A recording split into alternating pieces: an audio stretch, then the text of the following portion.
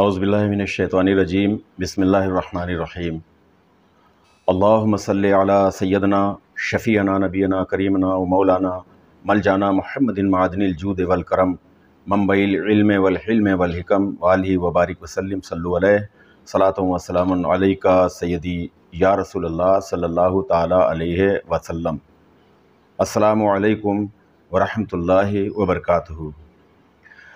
आका करीम मुस्तफ़ा जान रहमत सल्लल्लाहु ताला अलैहि वसल्लम इरशाद फरमाते हैं कि अल्लाह की लानत उन औरतों पर जो मर्दों की वज़ा बनाएं और उन मर्दों पर जो औरतों की वज़ा अख्तियार करें। नाज़रीन, अक्सर देखने में आता है कि बहुत से ऐसे मर्द होते हैं और ख़ास तौर से उनमें नौजवानों का एक बहुत बड़ा तबका है जो अल्लाह ताला ने उसे मर्द पैदा किया है, उसे मर्द बनाया है, लेकिन वो अपनी वज़ा व क़ता औरतों जैसी बनाए रखता है। आजकल आप देखते होंगे कि न जाने कितने नौजवान जो चोटियाँ बांधते हैं या इसी तरह अबरू वग़ैरह जो भवें वग़ैरह हैं, भवें बनवाते हैं, या और बहुत से जो मामलात औरतें करती हैं, औरतों जैसी वज़ा क़ता वो बनाए रखते हैं। और इसी तरह से बहुत सी ऐसी ख़वातीन हैं, औरतें हैं जो मर्दाना वज़ा क़ता बनाती हैं। देखते होंगे आप, उसके बारे में बहुत ज़्यादा तशरीह करने की नहीं ज़रूरत है कि औरतें मर्दाना वज़ा क़ता किस तरह से बनाती हैं। ज़ाहिर सी बात है कि मर्दों के लिबास अगर औरतें पहनने लगें और औरतों के लिबास मर्द पहनने लगें तो ये मर्दाना या ज़नाना वज़ा क़ता ही बनाना हुआ करती है। ऐसा होता क्यों है? आज जो ख़ास सवाल है वो सवाल यही है कि ऐसा होता आखिर क्यों है। कोई मर्द वो औरतों की वज़ा क़ता क्यों बनाता है और कोई औरत वो मर्दों की वज़ा क़ता क्यों बनाती है? इसकी वजह क्या है? तो आइए सरकार सैयदी आला हज़रत फ़ाज़िल बरेलवी रहमतुल्लाह ताला अलैहि की बारगाह में हाज़िरी दें।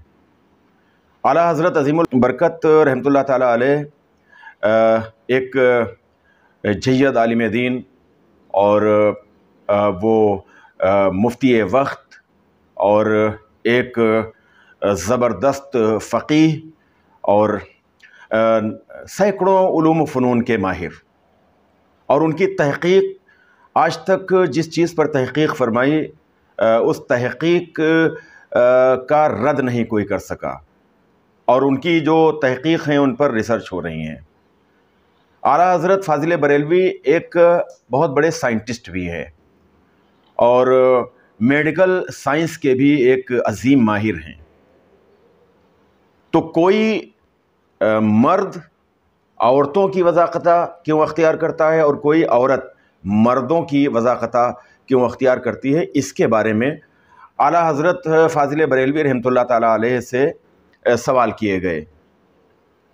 तो आला हज़रत फ़ाज़िल बरेलवी रहमतुल्लाह ताला अलैहि ने जो इसके जवाब इनायत फरमाए और उसमें ये भी इरशाद फरमाया कि अल्लाह की लानत उस मर्द पर कि औरतों का वज़ा क़ता जो इख्तियार करता है, और इसी तरह अल्लाह की लानत उन औरतों पर भी है जो मर्दों की वज़ा क़ता अख्तियार करती हैं। लेकिन जो सबब है वो सबब क्या है? आखिर होता ऐसा क्यों है? अब मेडिकल साइंस की रोशनी में आला हज़रत फ़ाज़िल बरेलवी ने इस पर तहक़ीक़ फरमाई, और क्या गज़ब की उनकी तहक़ीक़ है। आप मेडिकल साइंस के हवाले से आप देखें, आला हज़रत रहमतुल्लाह ताला अलैहि फरमाते हैं कि औरत के रहम में दो खाने हैं, यानी जो औरत का जो यूट्रस होता है, जो गर्भाशय होता है, उसमें दो खाने होते हैं, और एक उसमें दाहिना खाना होता है जो लड़के के लिए, और बायां खाना जो होता है वो लड़की के वास्ते होता है।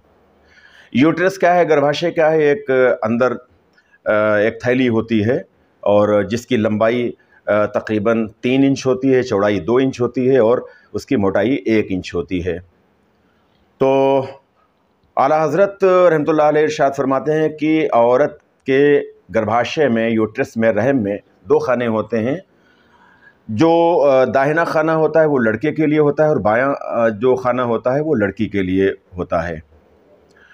اب جب مرد اور عورت فزیکل کانٹیکٹ میں آتے ہیں، شاریرک سمبند بناتے ہیں، جسمانی رشتہ قائم کرتے ہیں، تو اس وقت نطفہ یعنی جو سیمن ہوتا ہے، نطفہ مرد کا غالب آئے، یعنی مرد کا جو نطفہ ہے، جو سیمن ہے، وہ حاوی ہو، وہ غالب آئے تو لڑکا بنتا ہے۔ مرد کا نطفہ غالب ہو، حاوی ہو تو لڑکا بنتا ہے، اور عورت کا غالب پڑا، عورت کا نطفہ غالب ہوا، حاوی ہوا تو لڑکی بنتی ہے۔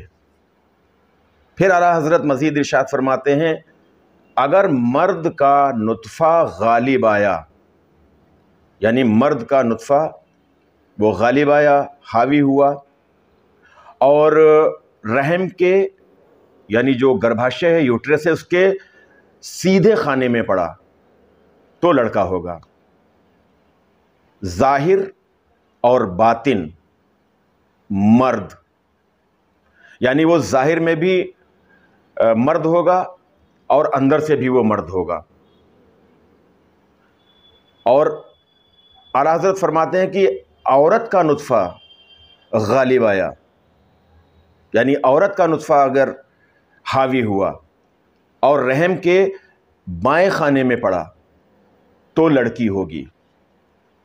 عورت کا نطفہ غالب آتا ہے، حاوی ہوتا ہے، اور رحم کے یعنی یوٹرس کے، گربھاشے کے بائیں خانے میں پڑتا ہے تو لڑکی ہوگی۔ ظاہر میں بھی لڑکی ہوگی، عورت ہوگی، اور باطن میں بھی، اندر سے بھی وہ عورت ہوگی۔ اب آگے سنیے، اعلیٰ حضرت فرماتے ہیں کہ اگر نطفہ مرد کا غالب آیا، یعنی سیمن جو ہے، جو نطفہ ہے جس سے بچے کی پیدائش ہوتی ہے، اگر مرد کا غالب آیا، حاوی ہوا، اور رحم کے یوٹرس کے بائیں خانے میں گرا، داہنے خانے میں گرے گا تو لڑکا ہوگا، لیکن اگر مرد کا نطفہ غالب آیا اور رحم کے بائیں خانے میں گرا تو ہوگا صورت میں لڑکا، مگر دل میں زنانہ۔ صورت میں لڑکا ہوگا، ظاہری طور پر لڑکا ہوگا، مرد ہوگا، لیکن اندر سے کیا ہوگا؟ زنانہ ہوگا۔ اعلیٰ حضرت فرماتے ہیں کہ اسے داڑھی مڈانے، گہنا پہننے، زیور وغیرہ پہننے، آج کل دیکھتے ہوں گے، ہاتھ پاؤں میں مہندی لگانے، عورتوں جیسے بال بڑھا کر چوٹی گندھوانے، یا جوڑا باندھنے، یا بکھرے ہوئے رکھنے، کلیوں دار غرارہ، جو غرارے ہوتے ہیں، کلیوں دار غرارے دار پائچہ پہننے، سرخ نیفا ڈالنے وغیرہ وغیرہ، کسی زنانی وضع کا شوق ہوگا۔ جو عورتیں وضع قطع اختیار کرتی ہیں اس کا شوق اسے ہوگا۔ اعلیٰ حضرت رحمۃ اللہ تعالیٰ علیہ مزید فرماتے ہیں اس حالت میں مرد کا نطفہ خفیف غالب تھا، یعنی اگر مرد کا نطفہ، مرد کا سیمن معمولی سا حاوی تھا، غالب تھا، معمولی سا خفیف، معمولی سا غالب تھا، تو پھر کیا ہوگا؟ بالکل زنانہ اور زنخہ بن جائے گا، بالکل زنانہ مگر معمولی سا۔ مرد کا نطفہ اگر بائیں خانے میں جاتا ہے اور معمولی سا وہ غالب ہوتا ہے، حاوی ہوتا ہے، تو لڑکا زنانہ بالکل زنانہ بن جائے گا۔ اب آگے اس کے برعکس سنیے، آپ فرماتے ہیں کہ اگر نطفہ عورت کا غالب آیا، نطفہ عورت کا غالب آیا اور رحم کے داہنے خانے میں گرا تو ہوگی صورت میں لڑکی۔ عورت کا نطفہ غالب آیا، حاوی آیا اور رحم کے داہنے خانے میں گرا، جس خانے میں لڑکا ہوتا ہے، تو ہوگی صورت میں لڑکی۔ ظاہری طور پر وہ لڑکی ہوگی، مگر دل میں مردانی، اندر سے وہ مردانہ وضاقتہ بنائے رکھنے کی اس کے اندر خواہشات ہوں گی، وہ مردانہ وضاقتہ بنائے گی۔ اسے انگرکھا پہننے اب نہیں پہنا جاتا ہے، بعض جگہوں پر اب بھی پہنا جاتا ہے، مرد حضرات پہنتے ہیں، تو اسے انگرکھا پہننے کا شوق ہوگا، اسے ٹوپی رکھنے کا شوق ہوگا، اب ٹوپی نہیں تو ہیٹ ہے، عمامہ باندھنے کا، گھوڑے پر چڑھنے کا، تلوار اٹھانے کا، تیر اندازی کرنے کا، مردانہ جوتے وغیرہ پہننے کا، وغیرہ وغیرہ۔ یعنی جو مرد حضرات کے جو شوق ہوتے ہیں، مرد حضرات جس طرح سے رہتے ہیں ویسے وہ لڑکی رہنے کی وہ کوشش کرے گی اور وہ ایک مردانہ وضاقتہ اختیار کرے گی، اسے کوئی نہ کوئی مردانی وضع کا ذوق و شوق ہوگا۔ اعلیٰ حضرت ارشاد فرماتے ہیں کہ بہرحال یہ دونوں خانے بہکے ہوئے اللہ اور رسول کے ملعون ہیں، یہ دونوں خانے بہکے ہوئے ہیں۔ مختصر یہ اعلیٰ حضرت نے جو ارشاد فرمایا یہ فتاوی رضویہ ہے اور یہ جلد نمبر 21 ہے، صفحہ 600 ہے، جلد نمبر 21 صفحہ 600۔ اعلیٰ حضرت کا جو یہ فرمان ہے اور جو اعلیٰ حضرت نے یہ فرمایا، اس کا لب و لباب یہ ہے کہ دو خانے ہوتے ہیں، ایک داہنا خانہ ہوتا ہے، ایک بایاں خانہ ہوتا ہے۔ مرد کا اگر نطفہ داہنے خانے میں جاتا ہے تو ظاہری اور باطنی دونوں صورتوں میں لڑکا ہوگا، اگر مرد کا نطفہ بائیں خانے میں جاتا ہے تو پھر جو ظاہری طور پر لڑکا ہوگا لیکن اسے عورتوں جیسی اس کی عادات ہوگی اور وہ وضاقتہ عورتوں جیسا رکھے گا، اور اگر مرد کا نطفہ بہت معمولی سا، خفیف سا، ہلکا سا، بہت کم، بہت خفیف اگر نطفہ وہ حاوی ہوگا، غالب ہوگا اور بائیں خانے میں جائے گا تو وہ ہوگا تو مرد، ہوگا تو وہ لڑکا، لیکن پوری طرح سے وہ ایک طرح سے وہ زنانہ بن جائے گا۔